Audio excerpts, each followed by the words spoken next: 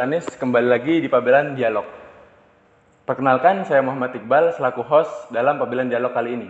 Kali ini kita akan membahas isu tentang kenaikan BBM, yang dimana kita lihat sekarang masyarakat banyak mengeluhkan. Bukan hanya masyarakat, tapi mahasiswa pun, yang dimana mereka menyuarakan untuk BBM segera turun dan pemerintah meninjau ulang atas kebijakan kenaikan BBM tersebut. Saat ini saya sudah bersama Bapak Andi Dwi Bayu Bauno selaku pengamat kebijakan publik di Soloraya. Bagaimana keadaannya Bapak? Alhamdulillah baik. Ya, Pak Belanis, mungkin kita akan langsung bertanya-tanya banyak tentang kebijakan kenaikan BBM ini karena memang masyarakat sudah resah begitu. Karena hal ini menyangkut maslahat orang banyak gitu.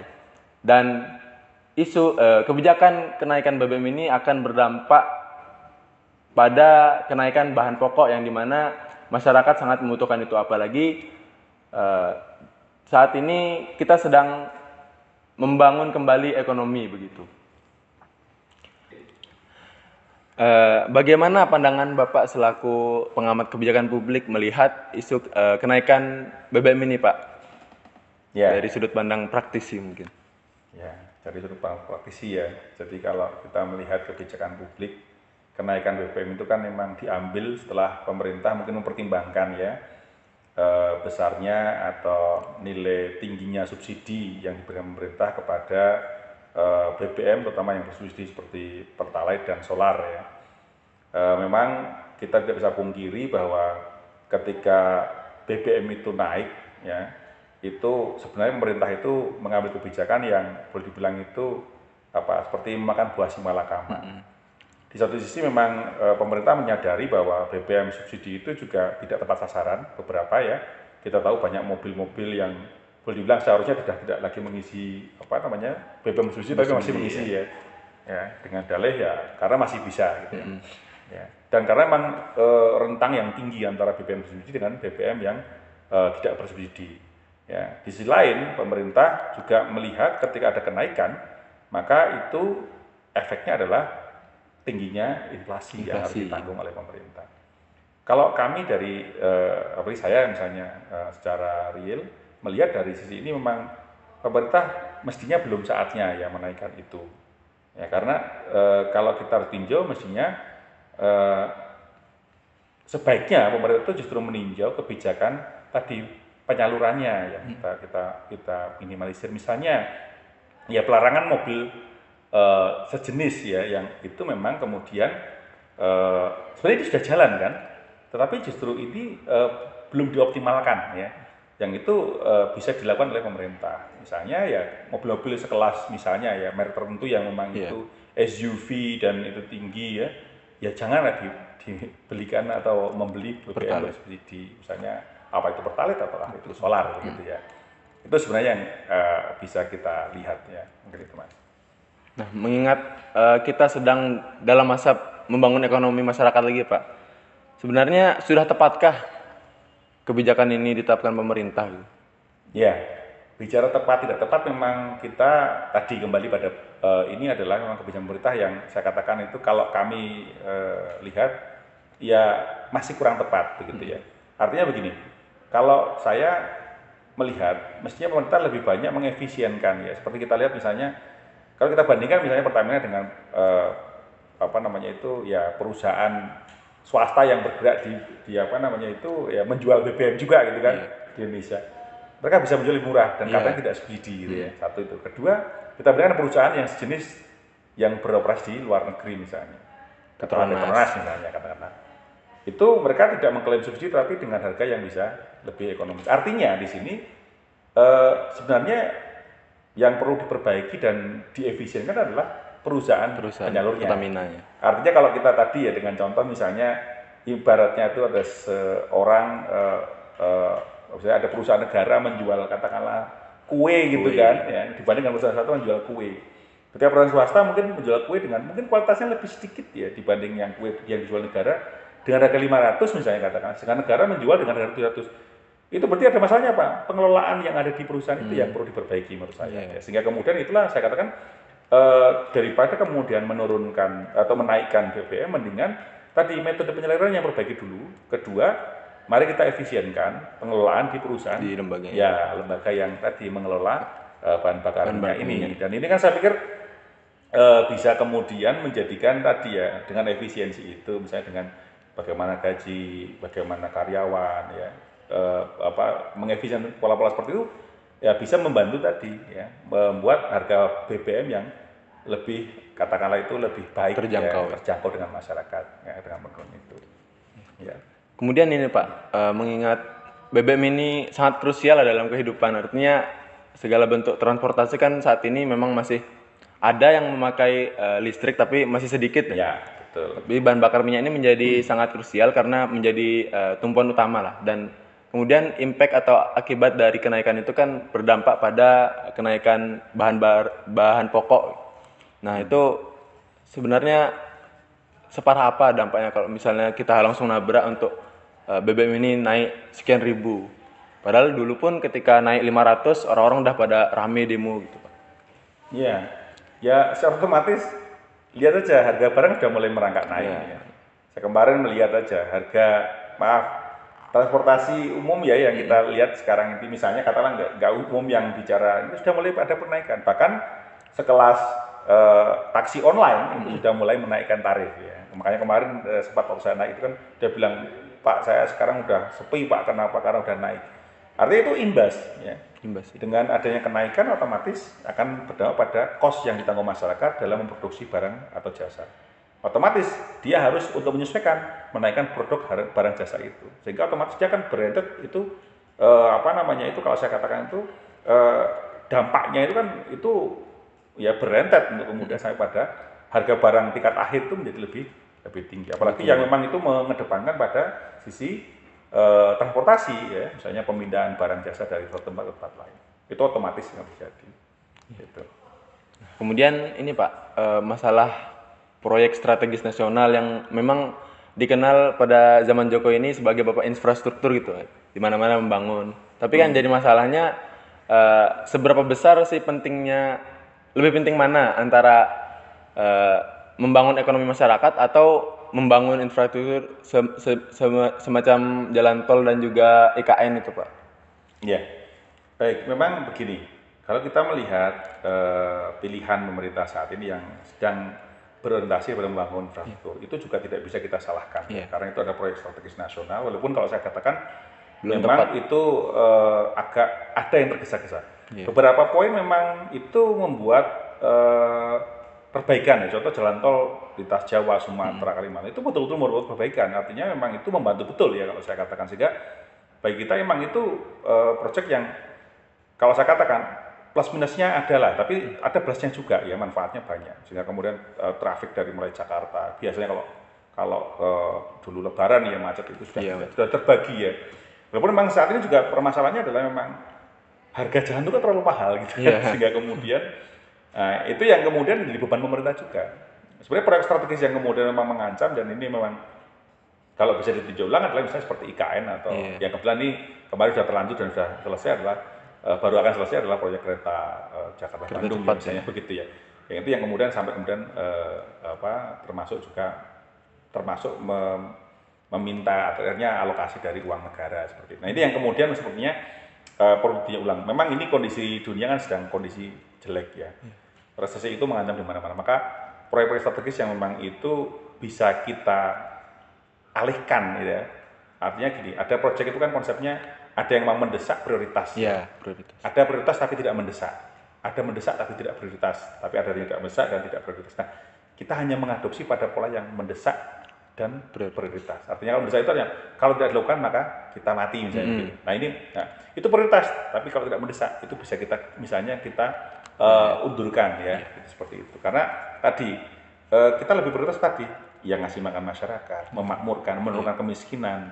Itu yang sebenarnya menjadi tugas pemerintah secara utama seperti itu ya. Itu berarti PR besarnya kan yang perlu digarisbawahi, pemerintah mengkaji kembali pembangunan yang dirasa sebenarnya belum penting-penting banget gitu Pak. Ya termasuk IKN dan saya sepakat itu. Ya, artinya bahwa untuk proyek yang memang itu fungsinya besar, saya pikir seperti jalan tol itu sebuah hal yang keniscayaan ya harus ya, karena kita sudah tidak lagi punya jalan. Jalan kita tuh penuh sudah. Maka salah satunya ada menambah jalan. Ya. Kan mempertinggi volume atau kapasitas kan sudah mentok karena sudah lebar, sudah cukup. Maka yang nambah jalan. Ya, jalan itu makanya seperti yang kasus yang di jalan tol sampai di tingkat. Itu adalah karena menambah jalan. Karena apa? Volumenya sudah nggak memungkinkan. Ya. Maka untuk meningkatkan, dan itu memang mendorong tadi ekonomi. Beberapa hal yang mendorong tadi pertumbuhan ekonomi, mendorong distribusi, itu perlu kita lakukan. Tapi hal-hal yang seperti IKN itu bagi saya itu prioritas. Karena kita membutuh ibu kota baru, tapi mungkin tidak mendesak. Ya, nah ini yang kita bisa kaji ulang. Ya. Ini yang saya pikir sebagai pilihan seperti itu. Ya. Kemudian ini Pak, ada salah satu alternatif dari pemerintah gitu dalam membantu masyarakat yaitu BLT, bantuan langsung tunai. Ya. Nah menurut Bapak ini sudah efisienkah atau mungkin bakal terulang lagi kasus-kasus korupsi berkedok bantuan gitu Pak? Ya, terima kasih. Jadi kalau bantuan seperti BLT ya itu sebenarnya kan kajiannya sudah panjang ya. Sejak zaman Pak Harto dulu sudah ada, juga waktu SBY kemarin juga ada. Ya, sekarang Pak Jokowi juga memunculkan itu.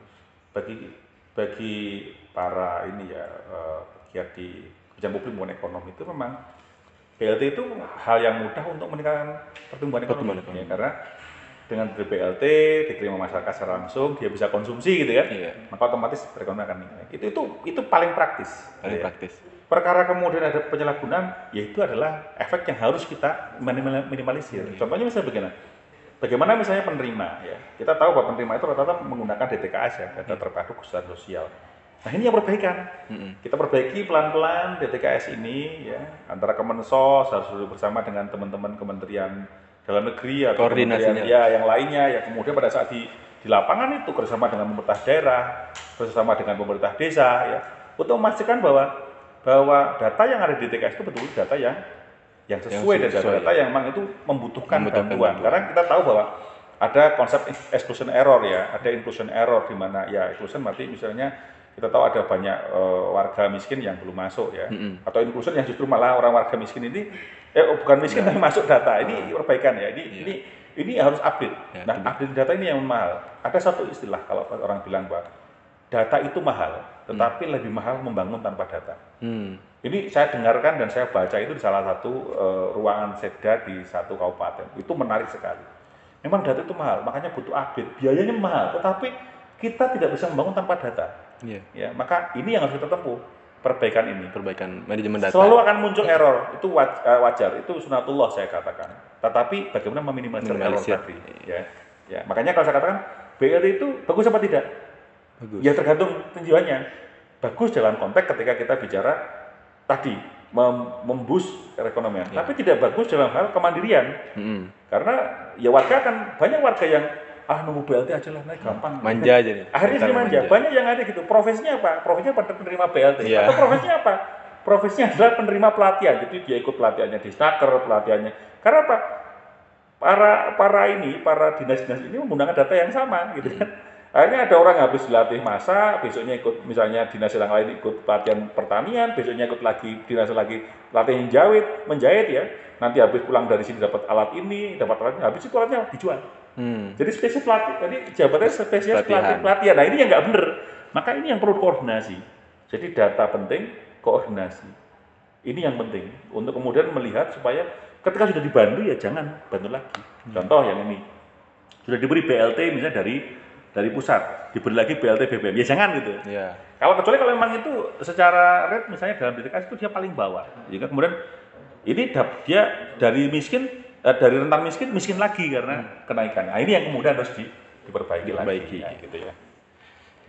Ya, dan baru-baru ini juga Pak Luhut menyarankan untuk masyarakat itu berpindah ke ini Pak, motor listrik gitu. Dan dicanangkan bakal ada 130 jutaan kendaraan listrik di Indonesia gitu nantinya. Nah, itu menurut Bapak bagaimana Pak pandangan Bapak? Itu suatu solusi ya. Saya pikir solusi soal listrik itu bagus. Hanya memang ya kembali kita kaji, teknologi ini masih berkembang. Ya. Kita tahu bahwa harga baterai masih mahal. Ya. Ketika kemudian masyarakat berpindah ke motor listrik, apakah mereka sudah saving untuk suatu ketika mengganti tadi ya baterai yang sudah habis? Apalagi kalau kita tahu bahwa baterai kendaraan listrik itu kalau ya orang Indonesia itu tahu lah gitu kan. Kita itu kan kadang-kadang tidak sesuai SOP sehingga kemudian barang-barang ini jadi lebih cepat rusak gitu kan. Tidak sesuai dengan kondisi. Dipakai nggak boleh pakai ini, dipakai seperti sehingga kemudian nah ini yang kemudian harus dipikirkan. Karena ini masih beban besarnya masih di situ ya. Pengembangan mobil listrik, kendaraan listrik itu masih menjadi peluang untuk kita. Saya sepakat dan saya dukung ketika kemudian beralih ke kendaraan listrik. Tapi kembali ya, kita harus tahu dan kita harus hitung juga apakah lebih efisien kendaraan listrik atau sekarang masih efisien kendaraan. Jadi perkembangan tetap ada, tapi jangan kemudian kita nafikan bahwa ya sudah kita tinggalkan aja BBM, kemudian kita langsung berlistrik sendiri. Kita saat ini masih bergantung pada banyak dari batu bara. Artinya bahwa apa? Ya sama-sama aja toh, mereka juga menggunakan bahan bakar yang polusi. Makanya pola ini harus dijaga. Untuk memenuhi kebutuhan rumah tangga saja kadang-kadang masih kurang. Apalagi ada yang kemarin misalnya mati lampu dan sebagainya. Bagaimana dengan kasih kendaraan seperti itu? Tapi kita memang tidak bisa dipungkiri inilah kendaraan masa depan kita, mobil listrik, gitu kan. Dengan tinggal penyediaan tadi sumber daya listrik yang kemudian harus dicukupi dengan cara yang baik. Nah, gitu ya. Nah, untuk yang terakhir Pak, pesan kepada pemerintah harus berbenah dari segi apa gitu? Dalam menetapkan kebijakan gitu, karena memang BBM ini memang sangat krusial gitu. Ya, jadi memang pertama memang setiap ada kebijakan perlu ada studi, studi terkait dampak dari sebuah kebijakan. Ya, ketika mengeluarkan sebuah aturan itu ada naskah akademik ya. Nah, maka naskah akademik harus betul-betul dikaji dengan baik sebelum memang aturan suatu kebijakan atau aturan tersebut ditetapkan. Karena apa? Dampaknya tidak main-main ya. Itu yang pertama. Yang kedua adalah benahi good governance dari masing-masing elemen pemerintah. Jadi jangan hanya jargon, wilayah bebas korupsi, wilayah itu jargon ya, itu wilayah integritas itu jargon, tetapi betul-betul diterapkan betul. Bahwa memang kita sudah zero misalnya tadi tindakan-tindakan yang tanda kutip ya tidak bagus ya.